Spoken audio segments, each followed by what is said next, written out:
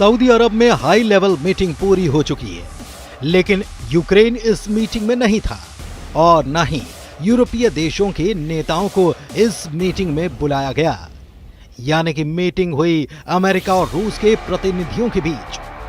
पहले खबर थी कि मीटिंग में पुतिन भी होंगे, ट्रंप भी होंगे, यूक्रेन के राष्ट्रपति वोलोदिमीर ज़ेलेंस्की भी होंगे, लेकिन तस्वीर तो कुछ अलग ही नजर आई।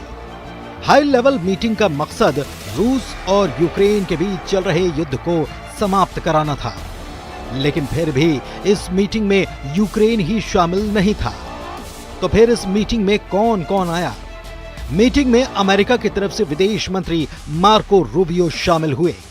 अमेरिका के ही एनएसए माइकल वॉट्स इसमें शामिल रहे, जबकि रूस की तरफ से विदेश मंत्री सर्गेई लावरोव और पुतिन के विदेश नीति सलाहकार यूरी उशाकोव इसमें मौजूद रहे। मीटिंग में वॉशिंगटन से विशेष दूत विटकॉफ भी शामिल हुए, जो कि यूक्रेन और रूस दोनों के लिए चर्चा कर रहे थे। लेकिन सवाल ये कि यूक्रेन ही इस बैठक में शामिल क्यों नहीं है? क्या यूक्रेन की तरफ से बैठक के लिए किसी को भेजा ही नहीं गया? तो जवाब है नहीं, यूक्रेन को दरअसल बैठक में बुलाया ही नहीं गया।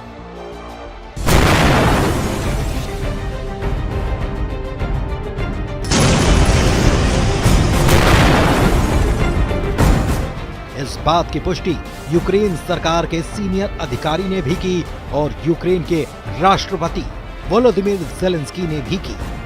हैरानी की बात यह है कि मीटिंग में यूक्रेन शामिल होगा, ये बात अमेरिका के विशेष दूत कीथ केलॉग ने पहले से कही थी, लेकिन फिर भी यूक्रेन बैठक में नहीं था। यानी कि यूक्रेन को बैठक के लिए बुलाया ही नहीं गया और न ही यूरोपीय देश के नेताओं को बातचीत के लिए आमंत्रित किया गया।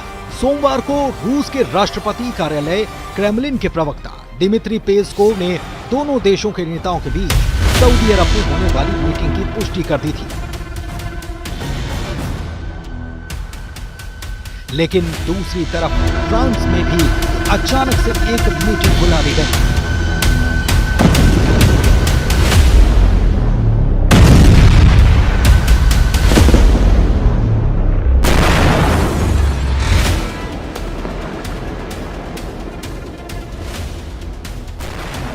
ये शिखर सम्मेलन फ्रांस के राष्ट्रपति इमैनुअल मैक्रों की तरफ से बुलाया गया।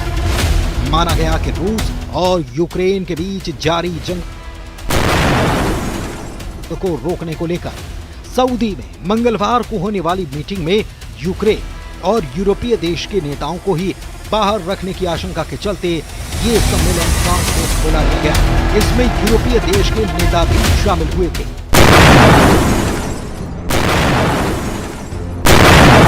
सबसे अहम बात ये कि सम्मेलन में फ्रांस ने वही बात दोहराई जो यूक्रेन के राष्ट्रपति ज़ेलेंस्की करते नजर आए। ज़ेलेंस्की कह चुके हैं कि यूक्रेन की सुरक्षा पर बात किए बगैर कुछ भी हल निकलना संभव नहीं।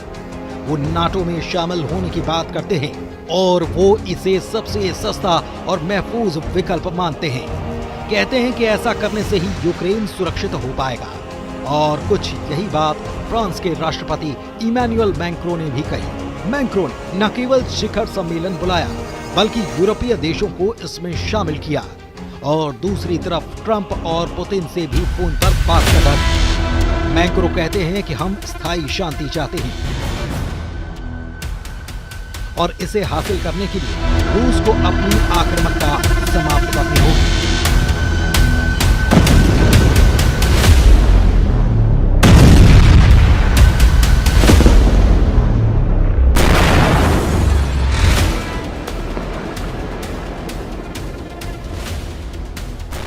इसके साथ ही यूक्रेन के लिए विश्वसनीय सुरक्षा गारंटी सुनिश्चित करनी होगी।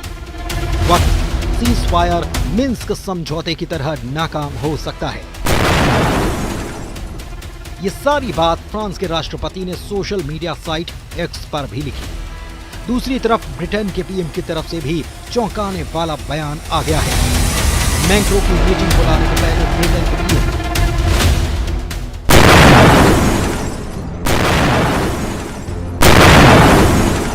स्टारमर ने साफ कर दिया कि वो जंग के बीच यूक्रेन में सेना भेजने के लिए तैयार हैं और वो ये काम शांति समझौते के तहत यूक्रेन को सुरक्षा की गारंटी मिल पाए, इसके लिए करेंगे। उन्होंने ये भी कहा कि ये वो बात हल्के में नहीं कर रहे, बल्कि इसकी गंभीरता को समझते हैं। उन्हें अच्छी तरह से पता है कि इसमें ब्रिटिश सैनिकों को खतरा भी है। दरअसल अमेरिका खुद अपने आप को नाटो से अलग करने की बात कहता रहा है। खास तौर पर ट्रंप इसके पक्ष में कुछ ज्यादा है।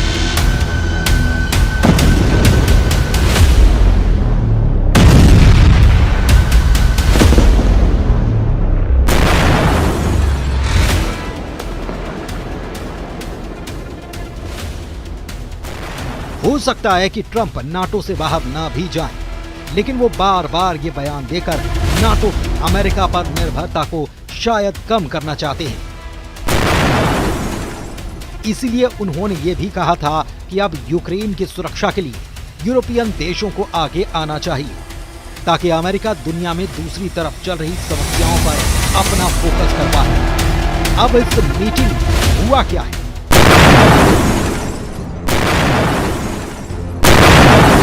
ये जानते हैं। तो सऊदी अरब में हुई मीटिंग में रूस की तरफ से कह दिया गया कि सिर्फ ये कहना काफी नहीं कि हम यूक्रेन को नाटो में शामिल नहीं करेंगे, क्योंकि साल 2008 में बुखारेस्ट में जो प्रतिज्ञा ली गई उसमें साफ कहा गया कि जॉर्जिया और यूक्रेन आखिरकार नाटो के सदस्य बनाए जाएंगे।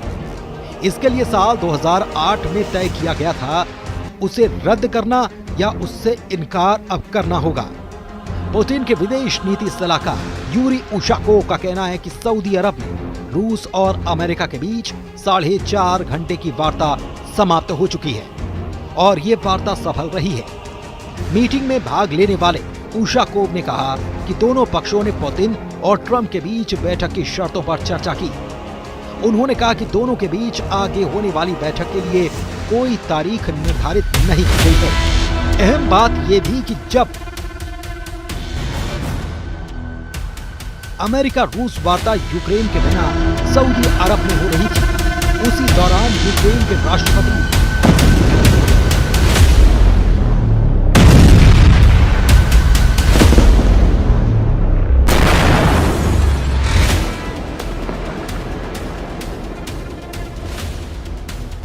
ज़ेलेंस्की एर्दोगान के साथ बैठक के लिए तुर्की के अंकारा पहुंचे थे और यहां भी ये दोहराया गया यूक्रेन शांति के लिए तैयार है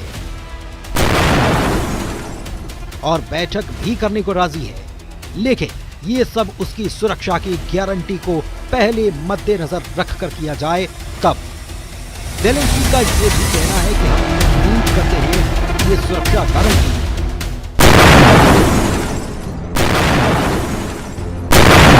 अमेरिका, यूरोपीय संघ, तुर्की और पूरे यूरोप के द्वारा प्रदान की जाएगी।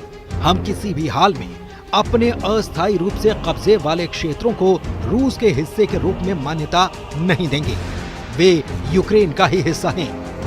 दूसरी तरफ European Union chief Ursula von der Leyen ने अमेरिकी दूत कीथ केलॉग से बात करते हुए कहा कि यूरोप ने किसी अन्य की तुलना में यूक्रेन को वित्तीय और सैन्य रूप से ज्यादा मदद की है और हम आगे और कदम बढ़ाएंगे। यूक्रेन के लिए न्याय संगत और स्थायी शांति प्रदान करने के लिए अमेरिका के साथ साझेदारी हम करना चाहते हैं और अभी का वक्त काफी क्रूशियल भी है।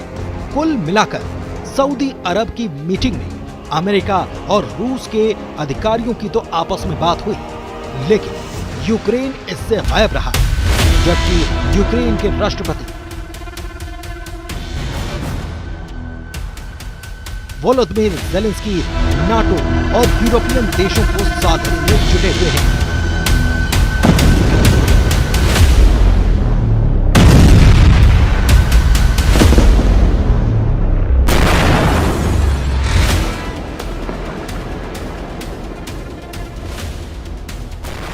और उनकी लगातार हो रही यात्राएं इसी बात का सबूत है। ऐसे में ट्रंप क्या नाटो को साधने की कोशिश करेंगे या फिर उनके सामने एक नई आफत आन खड़ी हुई है, इस पर नजर बनी हुई है।